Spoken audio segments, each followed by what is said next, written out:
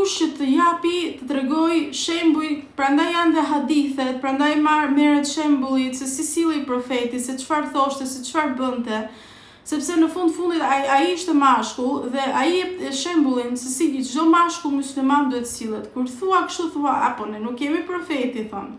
Ai ishte i një, patjetër, ishte i vetmi njeri i perfekt që Allahu e zgjodhi, ishte profeti i fundit në këtë botë, dhe njeriu më i mirë në këtë botë.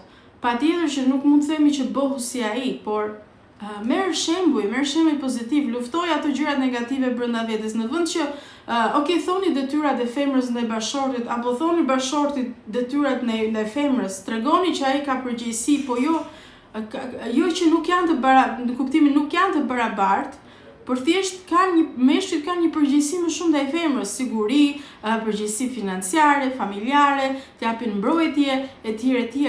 Po jo ta abuzojnë me femrën, sepse shumë meshkuj që kanë ndoshta probleme dhe kanë trauma nga e kaluar, kanë parë baballar, trahin nënat e të tjerë. Unë kam patur një komshi që në momentin nuk e di, prandaj duhet keni frikë ligjëratat që dëgjoni. Një komshi u bë musliman, kishte mbi 20 e ca vite, ishte mosha e babait i tij, dhe komshi dëgjonin se si ai rrihte gruan, domethënë marrin një pjesë shumë të gabuar. Islami nuk është dhunë, nuk është forcë, nuk është shiko do bëj çfarë them unë, çepe mbyllë gojën.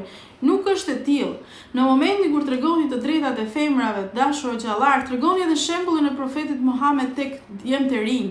Shoh shumë djem të rinj që ndjekin disa hoxhallar që për mendimin tim janë thjesht pa gjykuar, thjesht po jap në mënyrë figurative, luajnë rolin e Nastradinit dhe në fund ato marrin shembullin e keq.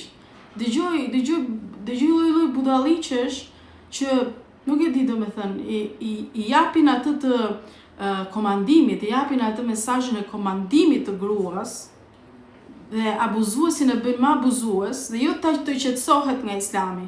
Dhe i fusin frikën femrave. Është shumë gabim kjo gjë. Kështu që kjo ishte video për sot. Ju uroj më falni se kam qenë pak smur. Ju uroj një javë të këndshme dhe paqja dhe mëshira e Allahut qoftë mbi të gjithë ju.